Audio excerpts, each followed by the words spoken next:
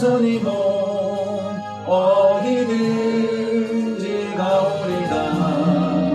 괴로우나 즐거우나 주만 따라가오리니 어느 누가 막으리까. 주님들 막으리까. 어느 누가 막으리까. 주님들 막으리까. 아골골짝 빈들에도 복음 들고 가오리다. 소돔 같은 거리에도 사랑 안고 찾아가서 종의 몸에 쥐는 것도 아낌없이 드리리다. 종의 몸에 쥐는 것도 아낌없이 드리리다.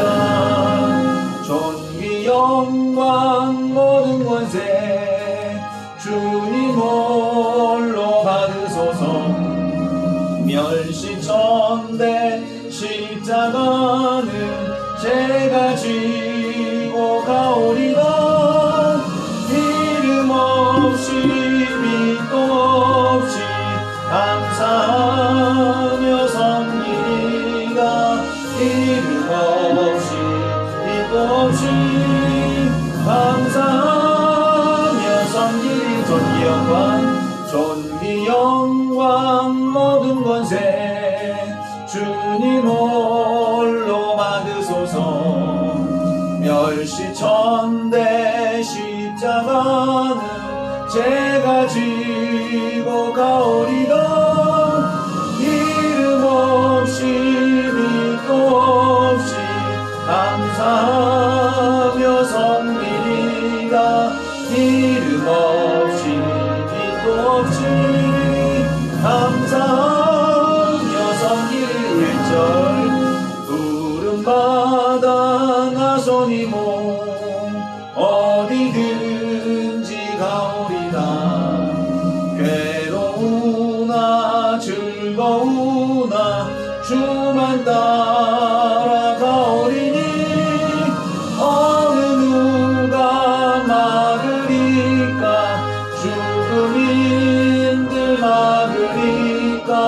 어느 누가 막으리까. 죽음인들 막으리까. 여기까지. 자, 아멘이시죠? 예. 원래는 오늘 새벽에 기도하면서 느낌이 다른 찬송을 오늘 해야 되겠다 생각을 했는데 딱 오니까 그 찬송 잊어버리고 이 찬송이 또 생각났습니다. 자, 우리 잠깐 기도하고 시작합시다. 하나님 고맙습니다. 우리를 사랑하셔서 구원하여 주시고 또한 사명을 맡기셔서 주님의 사랑하시는 다른 생명 또한 구원의 길로 인도할 수 있도록 우리를 사명자로 세워주심을 진실로 감사합니다. 세워주신 은혜에 감사하여 하나님 맡기신 소명과 그 사명을 충성스럽게 감당하기를 소망하며 기도하게 하시고 예배하게 하시고 공부하게 하시니 감사합니다. 이 시간도 하나님 우리를 더 온전하고 더 나은 존재로 구비하기 위하여 부르심을 따라 공부의 자리로 나왔사오니 하나님 이 시간 우리의 마음을 즐겁게 하여 주시고 주님을 향한 열정으로 뜨겁게 불타오를 수 있는 복된 시간이 되게 하여 주옵소서. 세상에 있는 많은 근심과 염려와 근심, 걱정, 하나님 그 모든 것들은 주님께 온전히 맡기고 주님께서 주시는 평강만이 이 시간 충만하게 하시고 지혜와 지식의 은사만이 우리를 가득 채우시는 은혜로운 시간이 되게 하여 주옵소서.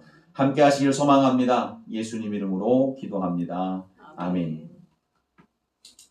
출석 부르겠습니다. 10월 10일이고요.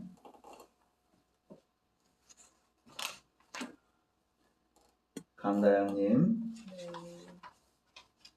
읽었습니다. 외우는 건요? 안 외웠습니다.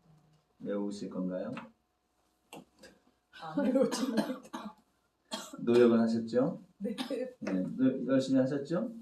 안 외워지는 거 말고 못 외운 거잖아요. 안 외운 건지 못 외운 건지는 명확해야 됩니다. 못 외우셨어요? 안 외우셨어요? 대답하세요. 이게 동그라미냐 삼각형이냐 X냐 이게 갈라져요. 삼각형이. 삼각형 예, 했는데 안 되는 거죠. 예, 뭐 그건 이해합니다. 예. 자, 이게 합리적이지 않나요? 못 외웠다고 뭐 무조건 이 X보다는 했는데도 안 되는 건 뭐 어쩔 수 없는 거죠, 그죠? 자, 지미숙님. 네, 읽었습니다. 읽었고요. 열심히 외웠는데 잘 헷갈리네요. 열심히 외웠는데 헷갈려요. 그러면은 어쨌든 외운 거네요. 네. 그죠, 외웠습니다. 정인숙님, 김성길님, 신채리님, 신현종님, 이상미님, 김성성님, 이종숙님, 예, 성경 읽으셨어요? 읽는 거, 읽는 거. 읽었는데요, 다 까먹었어요. 읽는 건 까먹어도 상관없어요. 읽었죠? 예. 처음부터 끝까지. 네. 예, 지난 수업 뒤로 예, 읽었고 외우는. 베데스의 여인. 네? 베데스의 여인인가? 요한복음 요한복음 조금 읽었어요. 조금 읽었어요? 예, 그럼 삼각형입니다. 자, 외우는 건 했는데 안 됐다. 안 돼요. 안 돼요. 했는데 안 되는 거예요? 안 하는 거예요? 읽었는데 10개 정도 읽었는데요. 네. 다 까먹었어요. 다 까먹었어요. 예, 알겠습니다. 예, 최수빈님, 전길숙님. 예.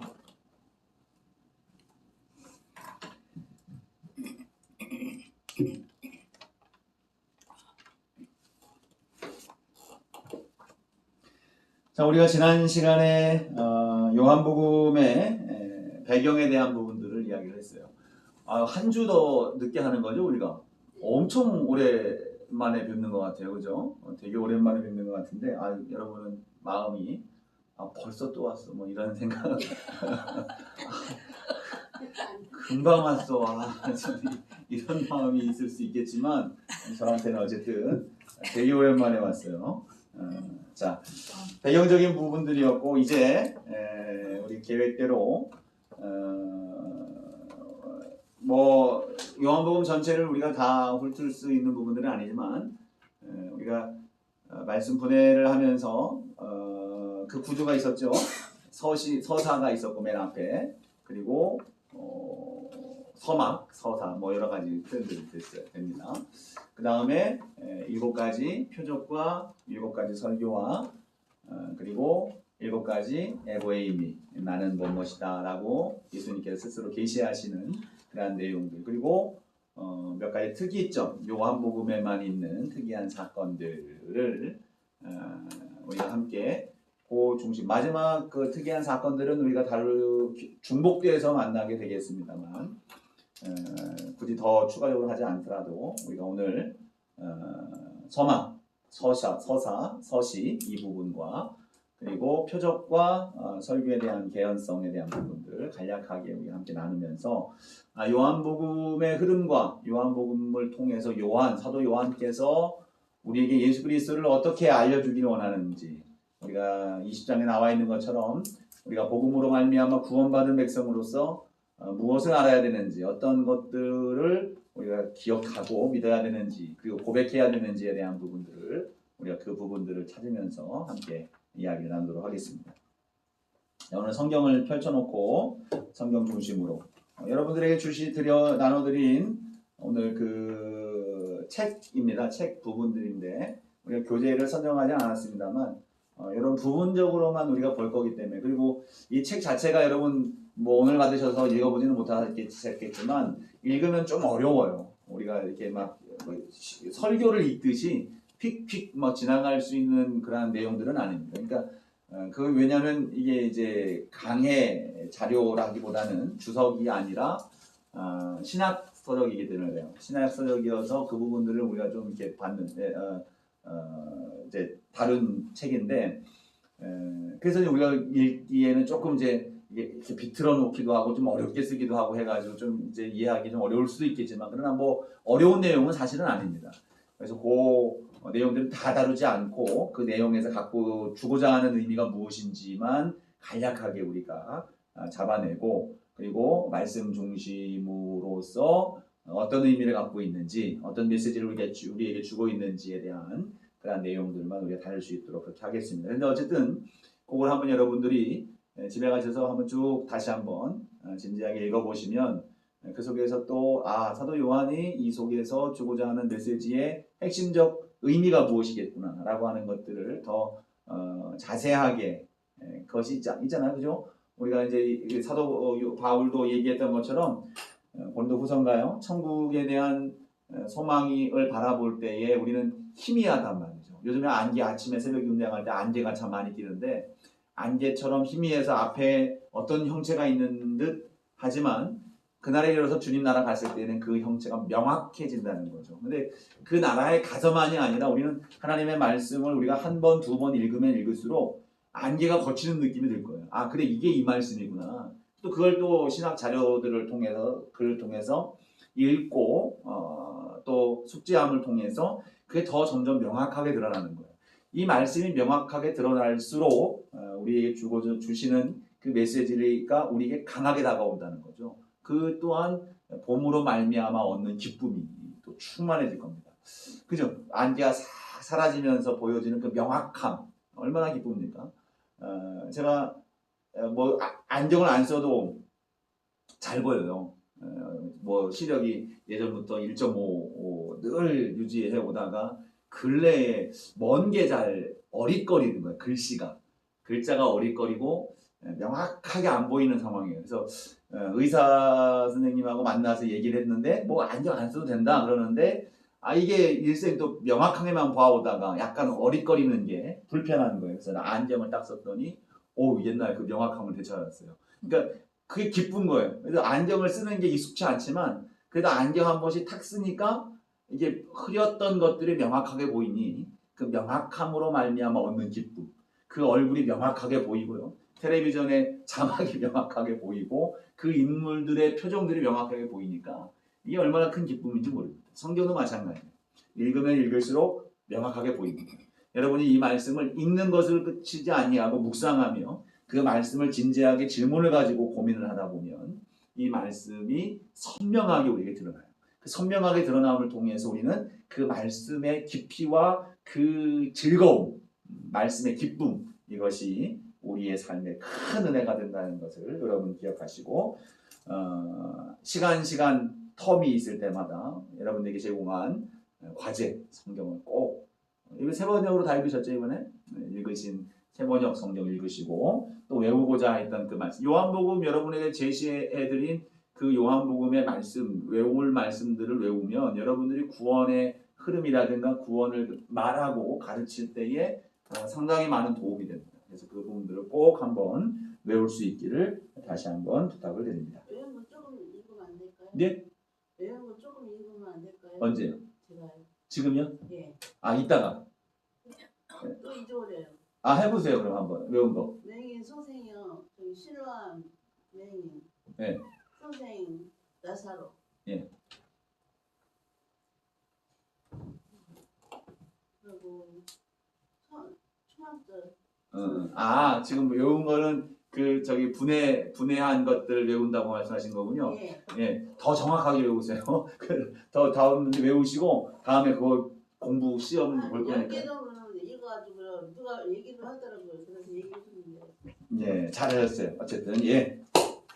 자 그러면 말씀을 보겠습니다. 자 1장 한번 펴보세요. 요한복음 1장 펼쳐놓으시고.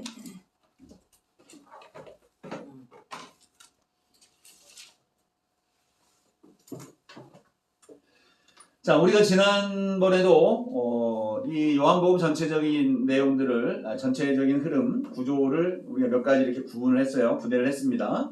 요한복음 1장 전체에서 있어서 1절부터 18절까지의 말씀은 서막, 또 서사 또는 서시라는 표현들로 앞에 구분된 18절의 그 단락을 갖고 있습니다. 여러분 나눠드렸던 이 예수님을 소개합니다라고 하는 1장 주예와 적용이라고 하는 그러한 유인물은 이거는 이제 그 두란노 서원에서 나오는 두란노 하우 주석이라고 하는 그 주석의 일부분을 여러분 나눠드린 겁니다. 이것이 세세하게 주석하고 있지는 않지만 전체적인 맥락을 이해하는 데는 또 도움을 주는 주석 그 내용이기 때문에 여러분들에게 이 내용들을 배포하였습니다. 나눠드렸습니다.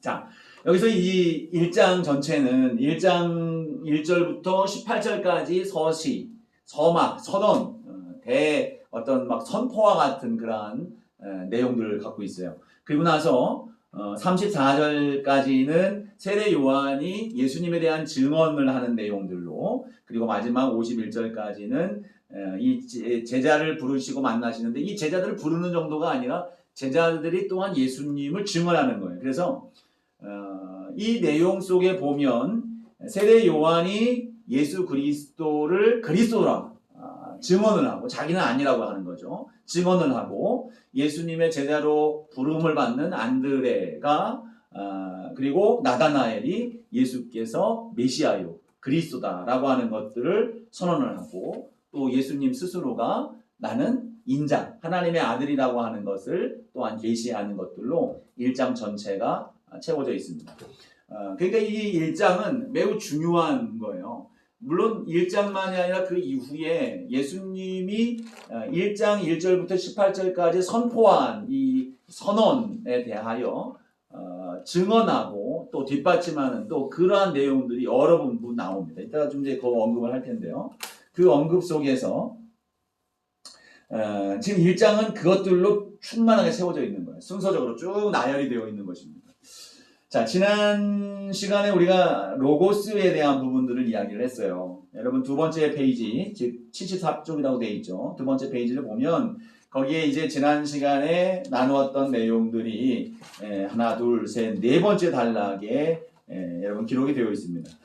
로고스에 대한 이해는 헬라, 그 당시 이 요한복음은 헬라의 사상과 문화 안에서 또 히브리적 사고와 유대적 그러한 신앙, 여호와 하나님에 대한 신앙에 대한 부분들, 이러한 것들 여러 가지 어떤 시대적 배경과 상황을 참고하여 그것을 배경하여서 이 로고스라는 개념을 사용했다라고 말씀을 드렸어요.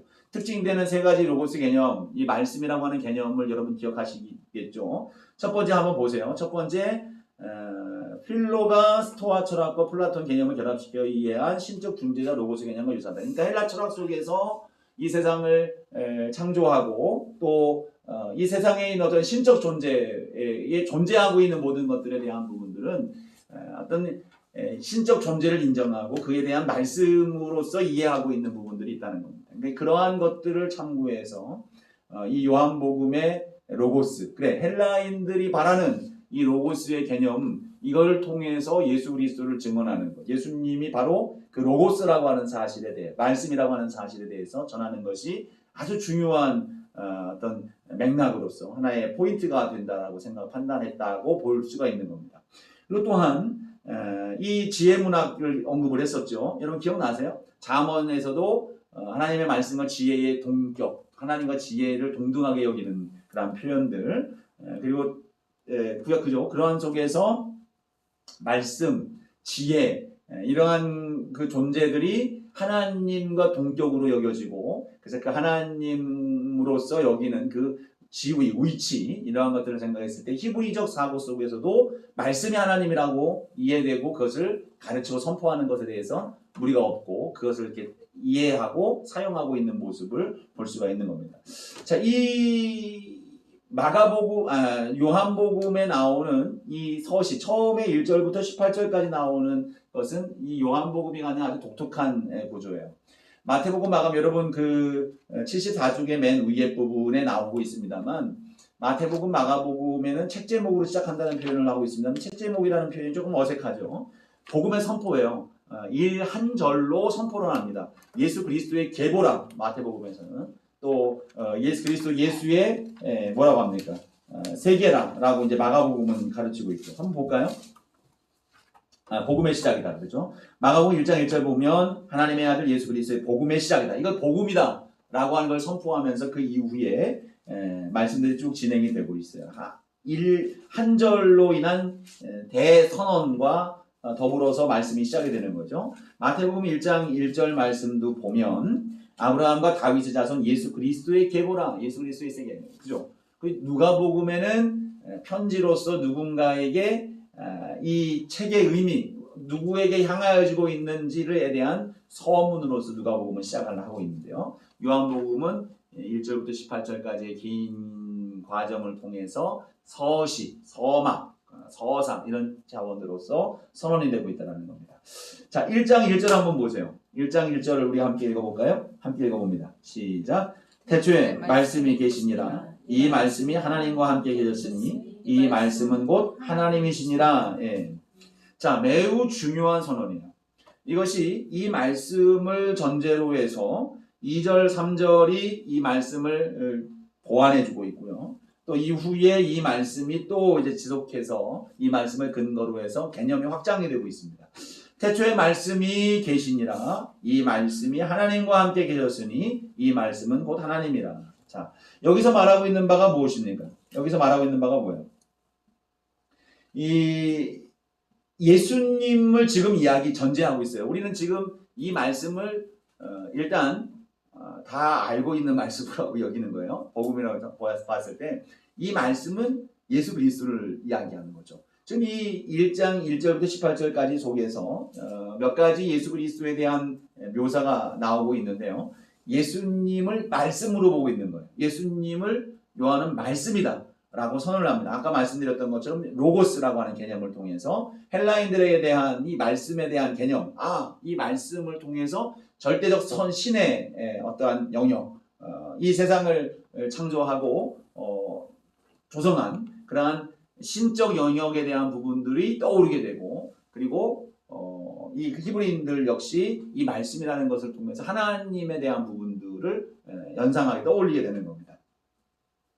자, 여기서 말하고 있는 바 말씀이 어떻다 그랬습니다. 어떻다 그랬습니까? 태초에 말씀이 계시니라. 그죠? 말씀은 만물의 처음 그 만물이 생겨나기 이전부터 존재하고 있다는 거예요. 즉 여기서 지금 그런 요한이 말하고자 하는 건 뭡니까? 첫 번째, 예수님이 말씀인데요. 이 예수님의 존재는 이미 예수님께서 이 세상이 조성되기 이전부터 존재하고 계셨다. 태초에 말씀이 계셨다라고 하는 것은 시작하기 전에, 세상이 생겨나기 전에, 세상이 만들어지기 전부터 예수의 존재가 존재하고 있었다. 자, 그러면 이 예수의 존재가 세상이 창조되기 전부터 존재하고 있었다라고 하는 사실은 누구와 동등이 되겠습니까? 하나님과 동등이 되는 거예요. 성부 하나님과 동등한 위치가 되는 겁니다. 자, 태초에 태초에 말씀이 계셨다는 거예요. 자, 그러면 두 번째 나오는 거예요. 그럼 이 말씀이 어떻게 됐느냐? 이 말씀이 하나님과 함께 계셨다라는 거예요. 자, 하나님과 함께, 동등된 거죠. 그 존재가 이미 태초, 세상이 만들어지기 전부터 하나님과 함께 있었어요. 근데 이 함께라는 것에 두 번째 주안점을 두는 거예요. 함께라는 것을 봤을 때에 하나님과 예수 그리스도, 이 말씀의 친밀성, 이 말씀과 하나님의 밀접성을 여러분 우리는 이해를 해야 돼요. 그래서 하나님은 이 친밀함과 이 밀접한 관계성 속에서 하나님과 말씀의 사이에 서로 비밀이라든가 숨김이 없다는 거죠. 친밀함과 그리고 밀접한 관계 속에서 이미 함께라고 하는 그러한 공동체적인 연합됨에 대한 부분들이 언급됨으로 말미암아 여기서 요한은 뭘 얘기를 합니까? 우리에게 하나님의 비밀, 하나님에 대하여, 하나님에 관하여 예수 그리스도는 무지한 것이 없다는 거예요. 모든 걸 알고 계시다는 거예요. 이거 매우 중요해요. 그래서 이후에 보면 예수 그리스도, 이거 그냥 이 문장 하나, 이거 함께라는 말에서 뭐 그런 걸 찾아냈느냐라고 생각할 수 있겠지만, 여러분 이 성경신학은 있잖아요. 요 부분에 있어서 뒤에 나오는 요한복음의 전체적인 맥락과 내용들을 살펴볼 때, 그럼 이미 이 요한은 처음 던지는 이 서막에서 전하는 이 말씀을 통해서 이러한 것들을 염두에 두고 있구나. 그래서 이걸 던져놓고 이걸 증명해 나가는 그런 과정으로 삼고 있는 거죠. 자, 그러면 함께라고 하는 밀접성을 통해서 뭘 찾아낼 수 있습니까? 예수님은 끊임없이 하나님에 대해서 알고 있다는 걸 얘기해요. 내가 하나님 안에 있고 하나님은 내 안에 있다는 표현을 계속 쓰죠. 요한복음 14, 15장 쭉 나가면 주님이 내 안에 있고 내가 주님 안에, 그러니까 하나님 안에 있다라는 거. 우리는 하나다라는 표현을 써요. 이 밀접성이거든요. 이게 함께라는 의미 속에서 그러한 것들이 이제 풀어져 나간단 말이에요. 그렇다면 여기서 예수님을 나를 본 자는 하나님 아버지를 보았다라고 얘기를 한단 말이에요. 결국 그건 뭡니까? 뭐 이따 또 중복되는 표현이긴 하겠습니다만 그 속에서 예수 그리스도를 통해서 계시되는 하나님에 대한 것들은 완전한 계시라는 거예요.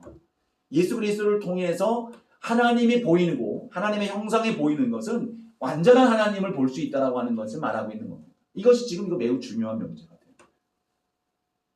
자, 세 번째로는 뭐예요? 자, 뭐라고 합니까? 태초에 말씀이 계셨어요. 이 말씀이 하나님과 함께 계셨습니다. 근데 이 말씀은 곧 뭐라고 합니까? 하나님이다. 이 말씀은 곧 하나님이다. 이건 매우 중요한 선언이에요. 이 말씀이 태초에 있었고 이 말씀은 하나님과 함께 있었고 근데 이 말씀이 알고 보니까 하나님이라는 거예요. 이게 매우 어려운 부분일 수 있습니다. 근데요, 여기서 하나님이라고 하는 것, 데오스라고 하는 거죠. 이름인데요. 이건 몰라도 되는 거지만 하나님을 칭하는 게 이제 헬라어가 이 데오스예요. 이 데오스인데 영어에서도 그렇죠. 영어에서도 하나님과 일반적 심적 어떤 의미를 갖고 있는 존재에 대해서는 대문자 God를 쓸 때 대문자로 썼을 때는 하나님, 우리가 믿는 하나님에 대한 표현이고요. God라고 소문자로 썼을 때는 일반적 심적 능력이 있는 신적인 존재로 표현이 된단 말이죠.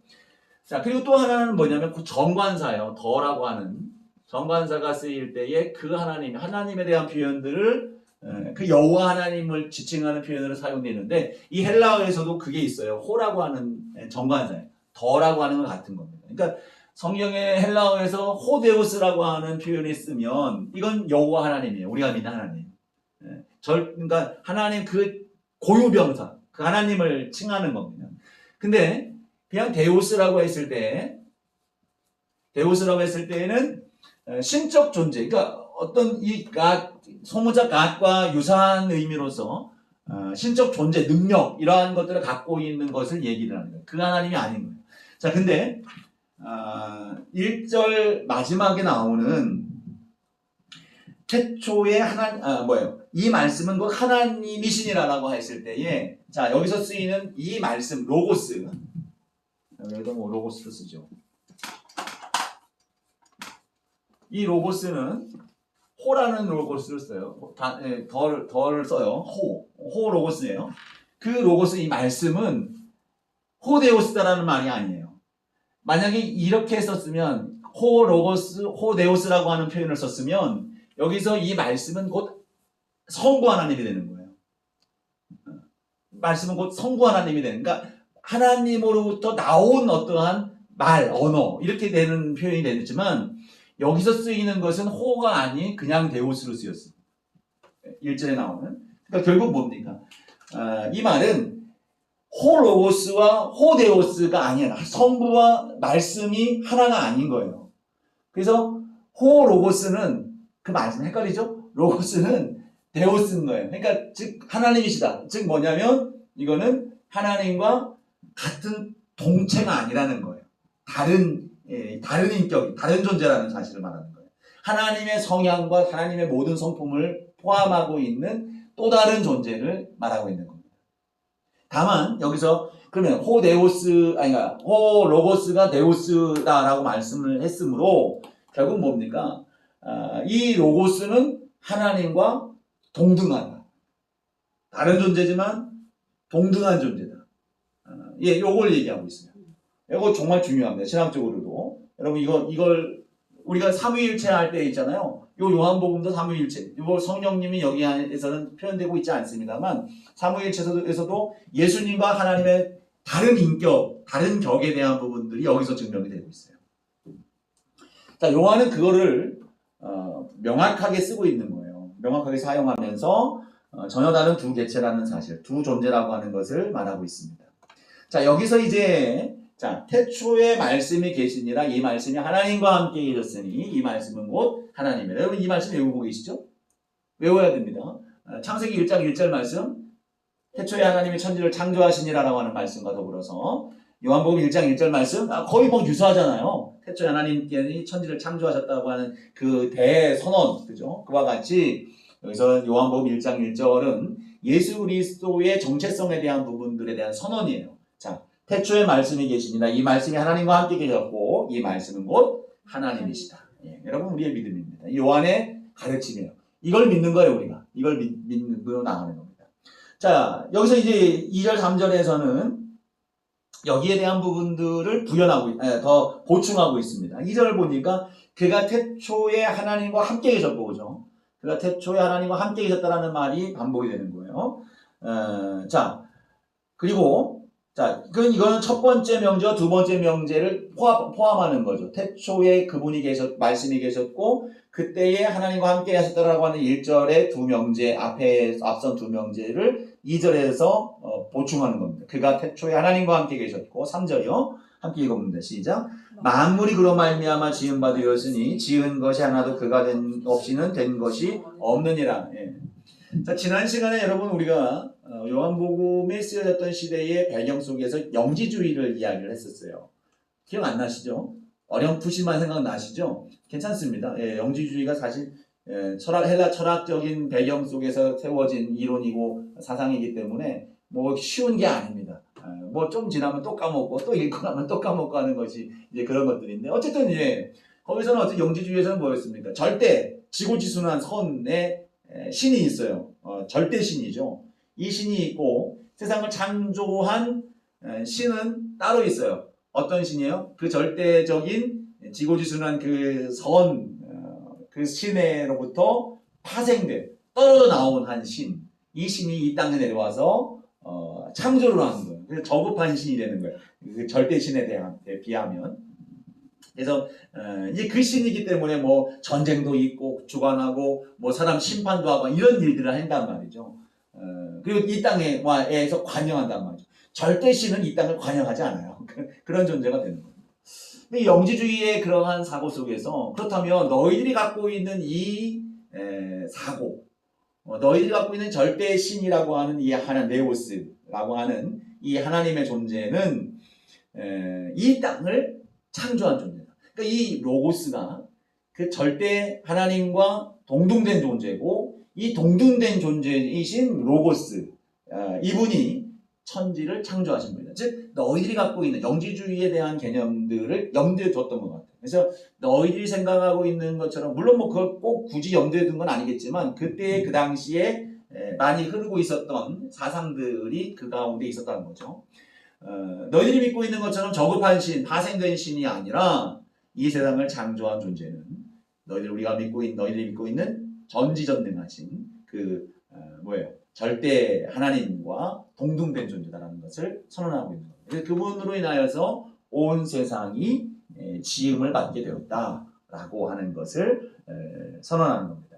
그러니까 하나님이 창조하셨고 하나님 로고스가 창조하셨고 그 창조가 절대신 그 하나님이 로고스 이걸 이제 선언하고 있는 겁니다.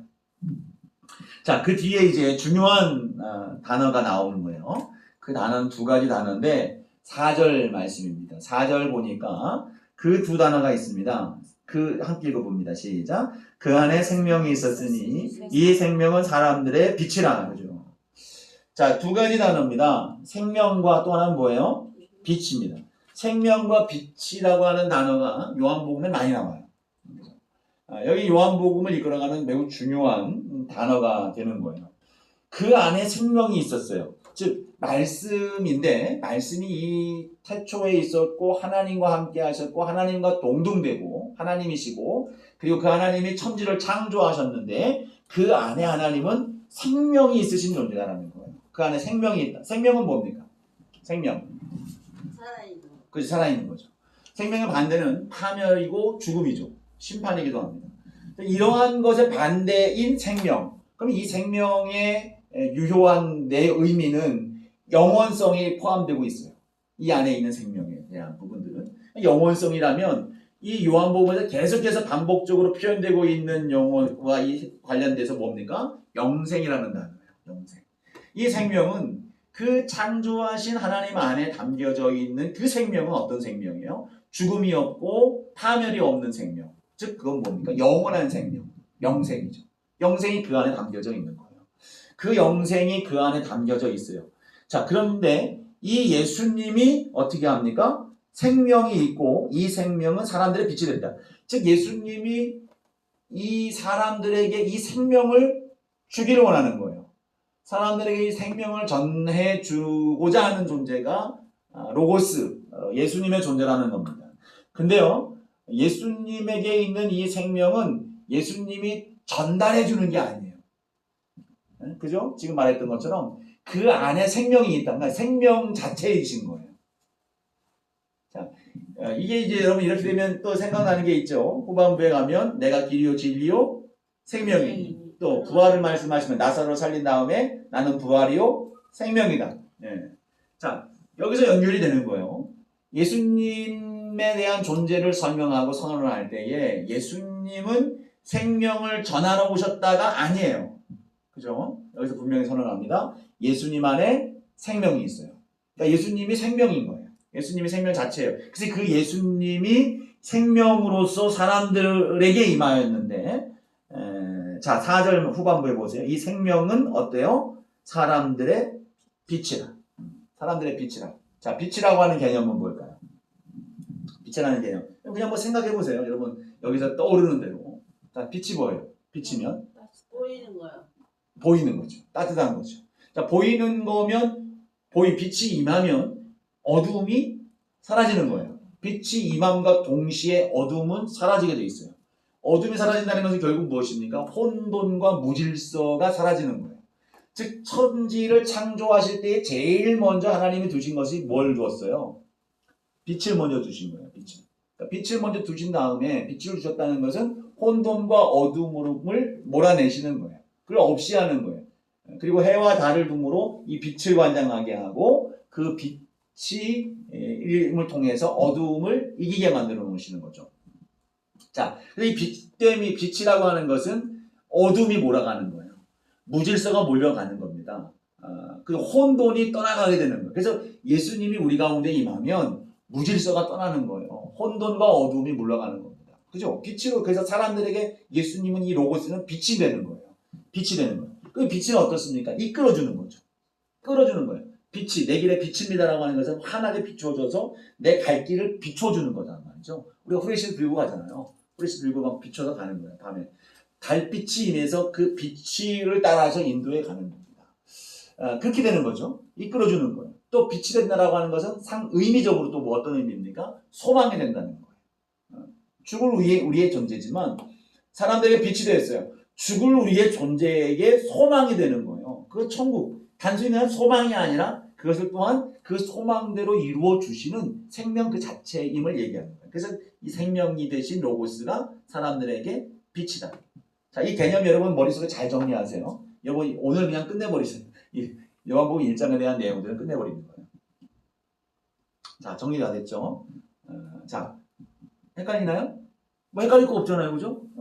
처음에 태초에 말씀이 계세요. 말씀은 로고스입니다. 로고스. 말씀이 계셔요. 이 말씀은 하나님과 함께 계셨어요. 하나님과 함께 계셨고 그 하나님과 이 로고스는 같은 하나님은 아니고 동등된 하나님이에요. 동등된 존재입니다. 그 이 하나님이 하신 일이 뭐예요? 3절 천지를 창조하셔. 모든 만물을 지으신 거예요. 그 이 로고스 안에 하나님이신 로고스 안에 뭐가 담겨 있어요? 생명이 있는 거예요. 이 생명을 사람들에게 전하기 위해 전할 목적으로 오신 건데 이 생명이 있으므로 사람들에게 뭐가 되는 거예요? 이 로고스가 빛이 되는 거예요. 그렇죠? 소망이 되고 생명이 되고 능력이 되는 겁니다. 그죠? 그렇게 되는 겁니다. 자, 그런 상황에서 그런데 문제는 뭐예요? 문제는 뭐냐? 5절 말씀해 보세요. 5절 문제는 뭐예요? 빛이 어둠에 빛이 돼 어둠이 깨닫지 못하더라. 네. 자, 생명이신 로고스가 지금 사람들에게 빛이 되기 위해서 임한 거예요. 빛이 되기 위해서 임했는데 자 5절 빛이 어둠에 비췄어요. 비췄어요. 분명히 비췄습니다. 어둠이 떠나갔습니다. 어둠이 물러갔는데 이 어둠이 어떻게 돼요? 깨닫지 못하는 거예요. 어둠이라고 하는 건 지금 빛이 물리치는 대상으로서의 어둠이라기보다도 어둠 안에 있는 세상의 사람들을 의미한다고 보면 돼요. 그 어둠이 어떻게 돼요? 깨닫지 못했다. 빛이 비추었으나 깨닫지 못했다. 자, 이 깨닫지 못했다라는 것은 어떤 이유일까요? 두 가지 이유예요. 무지하는 겁니다. 그리고 대적하는 거예요. 어둠의 속성. 뭐 대적해봤자 쫓겨나는 건 당연하지만 그럼에도 불구하고 버티는 겁니다. 대적하는 거예요. 이 두 가지 가치예요. 자, 이제 6절부터 9절까지 이후 또 10절, 11절까지의 말씀이 자, 이것을 부연하는 겁니다. 다시 한번 부연하는 거예요. 자, 다시 한번 정리를 하는데 이렇게 말하고 있어요. 자, 그것을 지금 증언한 사람이 있다.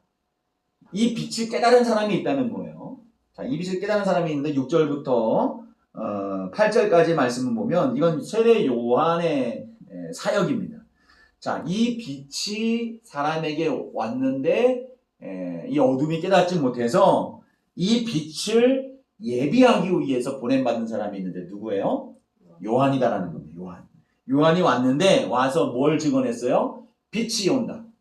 빛이 임한다. 빛이 올 거야. 빛이 올다라고 이제 선포를 했어요.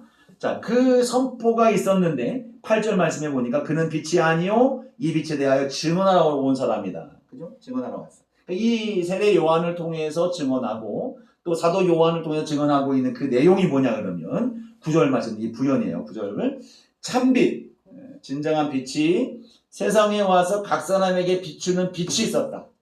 그것이 예수 로고스예요. 지금 참빛, 진정한 빛이에요. 어둠을 몰아낼 수 있는, 우리를 선하게 이끌어갈 수 있는, 생명으로 이끌어갈 수 있는, 생명을 전할 수 있는 빛이 왔는데 사람에게 비추었다는 거예요.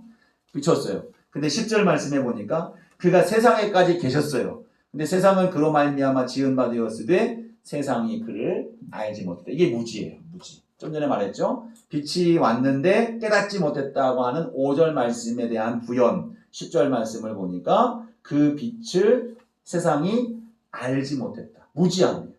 이 존재가 세상을 창조한 존재다라고 하는 것을 알지 못했다. 그리고 11절 자기 땅에 오매 자기 백성이 영접하지 아니하였다. 이건 거절이에요. 거부. 왔어요. 그래 이분이 보통 분이 아니야. 메시아야. 그리스도야. 하나님이신 것 같아. 라고 하는 그러한 인지가 왔어요. 이분에게 생명이 있구나. 이분은 빛이구나 라고 하는 인지가 왔어요. 세례 요한을 통해서 들었습니다. 근데 이 사람들은 어떻게 했어요? 그 들은 대로, 느낀 대로 수용하지 않았다는 거예요. 이게 사실이죠. 요한복음에는 계속 이게 부연이 되고 있어요. 세례 요한이 끊임없이 예수 그리스도에 대하여 증언을 하고 있습니다만 세례 요한으로부터 나와서 예수님을 따른 사람은 2명뿐이에요. 나다나엘과 누구예요? 안드레. 두 사람이 따라와요. 이제 좀 이따 이제 얘기를 할 겁니다. 자, 수많은 대제사장들과 서기관과 바리새인들이 예수님에 대한 모습들을 봤어요. 그들이 예수님께 나와서 예수님께 자꾸 질문을 하고 예수님 주변에 그들이 항상 존재하고 있었던 이유가 뭔지 일전에 말씀을 드렸죠. 왜 그랬다고 그랬어요? 기억이 안 나시죠? 기억이 안 나면 제 눈을 마주치지 말아야 돼요. 기억이 나는 분들은 제 눈을 보는데 자, 왜요? 예수가 메시아 같거든요. 예수가 메시아 같대요. 세례 요한이 그 당시 엄청난 영향력을 끼쳤던 사람이에요. 세례 요한은 정말 당신이 메시아입니까? 라고 하는 이 바리새인과 대제사장들 이후에 질문들이 있어요. 질문이 나와요. 질문 앞에서 요한은 내가 아니다라고 명확하게 얘기를 합니다. 내 뒤에 오시는 분이라고 얘기를 해요. 그럴 정도로 이 대제사장들과 서기관들과 바리새인들이 메시아를 고대하고 있는 거예요. 그리고 그 고대하는 가운데 세례 요한을 보니까 엄청난 사람인 거예요. 이 사람의 말씀에 능력이 있는 거예요. 천국을 가르치는 말씀에 권세가 있는 거죠. 그래서 이 사람한테 찾아와서 당신이 메시아냐라고 물었더니 아니라는 거예요. 그럼 세례 요한이 메시아로 지목한 사람, 그 세례 요한이 지목한다는 지목이 아니라 세례 요한이 예비하고 선포한 자가 예수님이란 말이죠. 예수님한테 오니까 이건 세례 요한하고 비길 수가 없는 거예요. 능력이 나타나는 겁니다. 이때에 세례 요한으로 갔던 모든 사람들이 예수님께로 오는 거예요. 그리고 계속해서 질문을 해요. 이분이 이 메시아 맞는지. 그래서 계속 율법을 질문을 하죠. 율법을 질문하는 이유는 율법대로 세워진 존재이어야만, 그죠? 이스라엘을 구원할 수 있는 거룩한 나라를 세울 수 있는 지도자가 되는 거, 메시아가 되는 겁니다. 그래서 그것을 질문하는 거예요. 그게 계속 찾아 나오는 겁니다. 이제 어느 순간부터 변질이 되죠. 이제는 예수가 메시아가 아닌 걸 자기들은 이제 알고 아니라고 인정하는 거예요. 그러니까 보기에는 메시아인데 자신들의 이 생각 속에서는 메시아가 아닌 거예요. 영적으로는 끌려가는데 메시아인 걸로. 근데 생각할수록 이게 아닌 거예요. 자기들 입장에서. 그러니까 부정을 하는 겁니다. 자, 이러한 상황 속에서 부정을 하는 거예요. 그러니까 이것이 지금 무지와 부정의 결합체가 되는 겁니다. 빛이 비추었으니 깨닫지 못하는 이유가 바로 이 두 이유가 되는 것입니다. 자, 근데요, 그 이후에서 11절까지 이렇게 됐죠. 근데 이제 무지와 대적하는 존재들이 지금 이 온 세상에 가득한데요.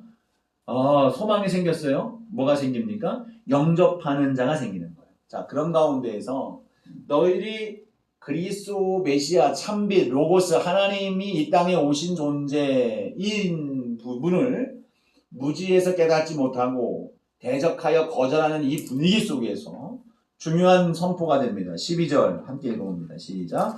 영접하는 자 곧 그 이름을 믿는 자들에게는 하나님의 자녀가 되는 권세를 주셨으니. 예.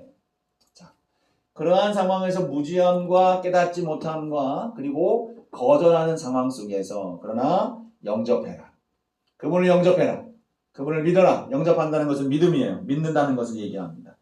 그분을 영접하는 자, 곧 그 이름을 믿는 자요. 믿는 자. 자, 그 이름을 믿는다는 것은 뭡니까? 다시 앞으로 올라가서 믿는다는 것은 뭘 믿어요? 이분이 태초에 계셨다. 또 하나님과 함께 하셨고 또 하나님과 동등된 존재이며 그리고 그분이 하나님과 함께 세상을 창조하셨다라고 하는 사실, 그리고 그분이 우리를 구원하실 영생을 주시는 생명 있는 자이고 우리의 모든 무질서와 혼란과 심판과 죽음, 어두움을 몰아낼 수 있는 참 빛이라는 사실, 이 사실을 영접하는 것. 영접하는 것은 뭡니까? 믿는 것. 이러한 자는 어떤 은혜가 됩니까? 하나님의 자녀가 되는 권세를 주셨다. 하나님의 자녀. 하나님의 자녀. 그죠? 이제까지 하나님의 백성이었어요. 근데 하나님의 자녀가 되는 거예요. 하나님의 자녀. 구원받은 백성. 즉, 하나님과 더불어서, 여기서 이제 우리가 그 얘기까지 할 건 아니지만, 우리가 본래적 구원은 뭡니까? 에덴 동산으로 돌아가는 겁니다. 에덴 동산으로. 에덴 동산은 하나님 나라, 천국, 하나님 통치하시는 공간이고, 우리의 상태도 바로 뭡니까? 우리의 상태도 모든 죄가 씻기움을 받고, 죄 짓기 이전의 아담 상태로 돌아가는 거예요. 이것이 이제 구원입니다. 그러니까 그때는 하나님이 이 아담과 하와를 만드셨기 때문에 하나님의 자녀가 되는 거예요. 그죠? 그 존재로 우리가 돌아가는 것이 구원이에요. 이 구원을 위해서 누가 오셨어요? 말씀이 오신 거예요. 예수 그리스도가 오신 겁니다. 하나님이 내려오신 거예요. 자, 그렇게 되는 거예요. 자, 그렇다면 이 말씀이 그럼 뭐냐? 결국 결론. 이 말씀이 뭐냐? 14절. 보세요. 함께 읽겠습니다. 시작. 네. 말씀이 육신이 되어 우리 가운데 거하심에 우리가 그의 영광을 보니 아버지의 독생자의 영광이요 은혜와 진리가 충만하더라. 말씀이 육신이 되었다. 말씀이 육신이 됐어요. 말씀이 육신이 됐어요. 자, 로고스가 사르스가 된 거예요. 육신이 된 겁니다. 자, 육신이 됐는데 그러면 육신이 됐다는 건 누굴 지칭하는 거예요? 아직 답은 안 나왔어요. 답은 안 나오고 어디부터 답이 나오느냐? 19절 이하에 답이 나와요. 그 육신이 누구냐 말이죠. 이제 우리는 알고 있죠. 예수님이에요. 예? 예, 그래. 육신은 예수님은 뭐해서 우리는 알고 있습니다. 예수님은 알고 있지만 이 흐름 속에서는 아직 예수님이 등장하지 않아요. 예수님이라는 이름이 등장하지 않습니다. 근데 이것을 누가 증언해요? 이후에 다른 사람들이 이 빛이 누구냐? 이 생명이 어떤 존재냐? 이 하나님이 어떤 존재냐? 라고 하는 것을 증언하고 있습니다. 자, 14절 다시 보면 육신으로는 우리 가운데 거하시네. 지금 우리와 함께 하시는 분이에요. 예수 그리스도죠. 예수님. 자, 그 예수님이 영광, 아버지의 영광이다. 독생자의 영광이다. 은혜와 진리가 충만하다라고 하는 것을 말씀을 하고 있습니다. 자, 여기서 이제 17절에도 보면 율법은 모세로 말미암아 주어진 것이요 은혜와 진리는 예수 그리스도로 말미암아. 자, 여기서 이제 예수 그리스도가 표현이 됩니다. 율법, 이전까지 우리가 믿던 유대교적 방식으로는 우리가 구원받을 수가 없습니다. 하나님의 율법이 무가치하다는 게 아니에요. 율법의 기능은 완전한 구원을 이룰 수가 없다는 거예요. 율법의 기능은 무엇입니까? 우리를 하나님께로 이끌어내는, 인도하는 융합선생, 즉 초등학교 선생님과 같은 존재인 거예요. 자, 이해되시죠? 문제를 해결할 수 있는 존재가 아닌 거예요. 율법은 문제를 해결할 수 있는 능력이 아니에요. 하나님께로 우리의 발걸음을 향하여 나아갈 수 있도록 이끌어가는 선생님과 같은 존재인 거예요. 문제를 해결해 주는 것은 누가 해결해 주는 거예요? 하나님이 해결해 주셔야 되는 거예요. 자, 그래서 율법에 대한 부분들을 사도 바울이 매우 강하게 이제 가르치고 있었는데, 율법은 버릴 게 아니라는 거예요. 여러분 오해하지 마십시오. 율법적이다라고 표현하는데, 율법적이라는 것은 율법의 문제가 무가치한 게 아니라 율법처럼 매여서 행위적 구원론, 행위적 신앙 양태를 의미하는 표현이에요. 그러니까 행위적 신앙 양태라는 건 뭡니까? 믿음으로 말미암아 얻는 구원임에도 불구하고 행위를 통해서 얻는 구원을 염두에 두는 행동들, 그러한 신앙의 양태가 행위적 구원론이죠.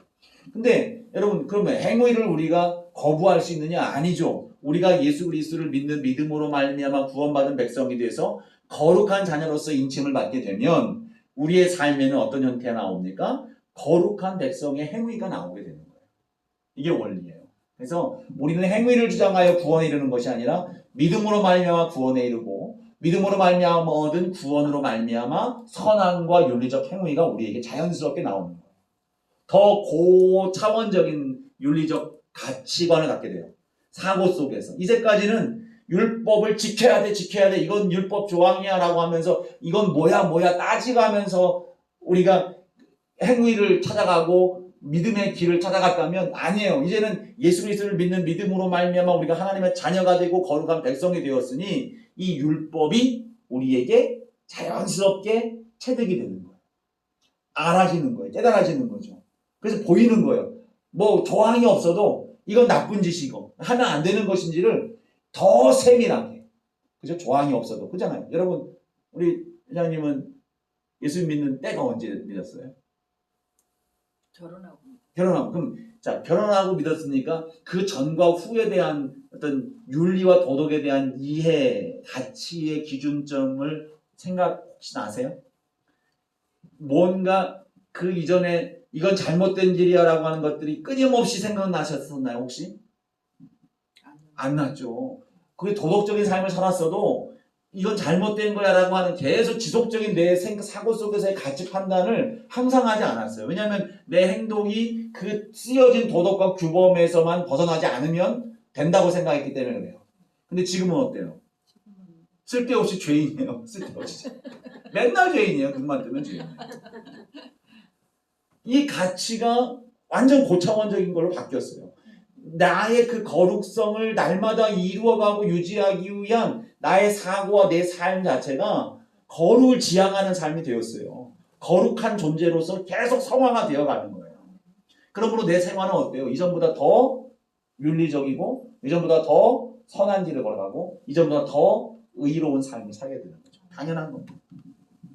우리 소속이 다르기 때문에. 깡패가 말이죠. 아무리 착한 짓을 했어도 깡패인 거예요. 깡패. 나쁜 놈인 거예요. 그런 근데 우리는 구원받아서 하나님의 의로운 의인이 됐어요. 의인이 됐으면 조금 미흡한 건 있습니다. 그럼에도 불구하고 그 미흡함을 정당화시키면 안 됩니다. 그러나 그 미흡함도 우리의 거룩함으로 나아가는 발판이 되는 거예요. 자, 그래요. 자, 이겁니다. 자, 그래서 지금 이제 율법을 모세로 말미암았지만 예수 그리스도로 말미암아 은혜와 진리. 은혜는 뭡니까? 값없는 선물. 내가 대가를 지불하지 아니했음에도 불구하고 얻는 생명, 유익, 그죠? 그것이 은혜입니다. 대가 지불하지 않았기 때문에 은혜예요. 내가 뭔가 돈 주고 뭔가를 혜택을 입었으면 그걸 은혜라고 보지 않아요. 물론 그 비교했을 때 이 내가 지불한 대가보다 더 많았으면 그것도 은혜라고 얘기를 해요. 근데 어쨌든 상치될 수 없는 동등되지 아니한 가치 속에서 우리에게 값없이 선물로 베풀어진 것이 은혜라고 우리는 얘기를 해요. 그래서 예수 그리스도로 말미암아 주어지는 우리의 구원은 영생은 은혜로 이루어지는 것이다. 자, 여기까지가 지금 명제들이에요. 자, 정리가 됐죠? 자, 이제 여러분 요한복음 1장 1절부터 18절까지는 여러분들이 명확하게 이해를 하고 있어요. 구조를 이해하면 됩니다. 자, 1절에 다 나와 있어요. 1절에 다 나와 있어요. 태초에 말씀이 계세요. 로고스가 있습니다. 그러니까 예수님은 이전에, 자, 이제 말씀을 이제 예수님이라고 합시다. 태초에 예수님이 이전부터 있었습니다. 이 말씀, 이 예수님은 하나님과 함께 계셨어요. 하나님과 밀접한 관계인 거예요.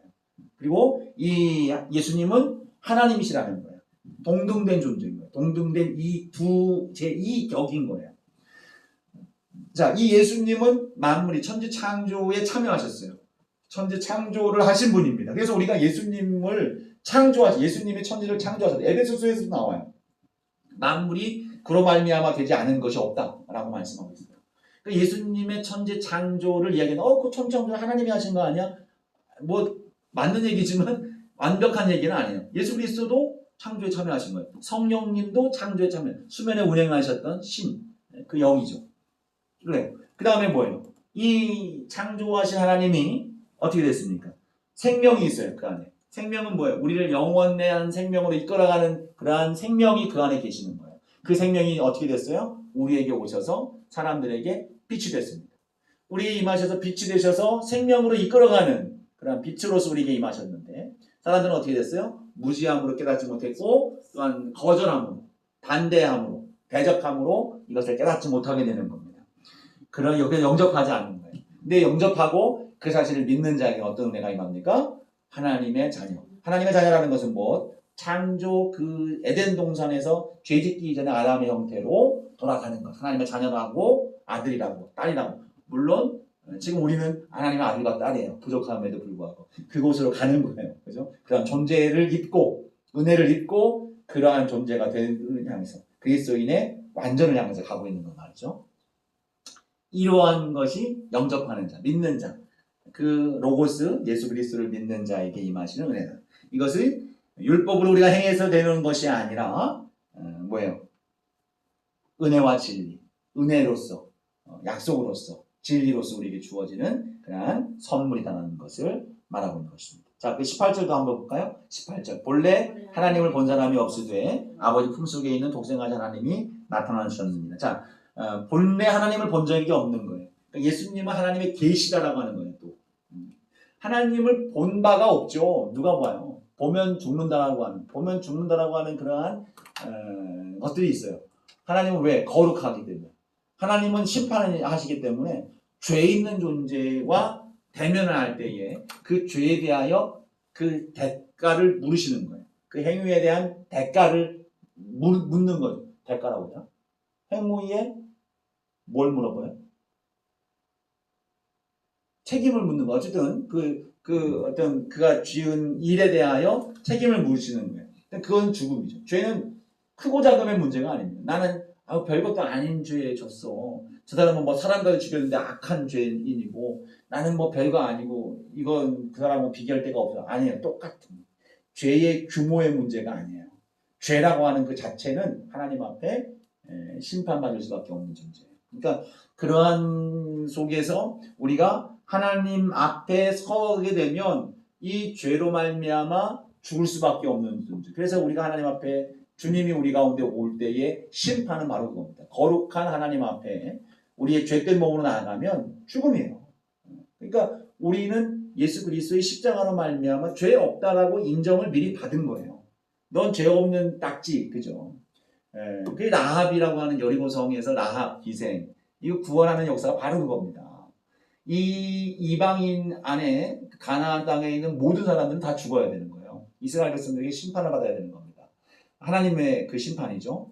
근데 여리고성이 첫 번째입니다. 첫 번째부터 예외 사항이 있으면 안 되잖아요. 근데 예외 사항이 있어요. 그 라합입니다. 그 죽어야 될 대상인 거예요. 죽어야 될 대상인데 그 사람들을 살렸다는 두 명의 정탐꾼을 도와주잖아요. 근데 그 말씀을 가만히 보면 도와줘서가 아닙니다. 도와준 행위가 그들에게 어필이 된 게 아니에요. 물론 그 표현 속에는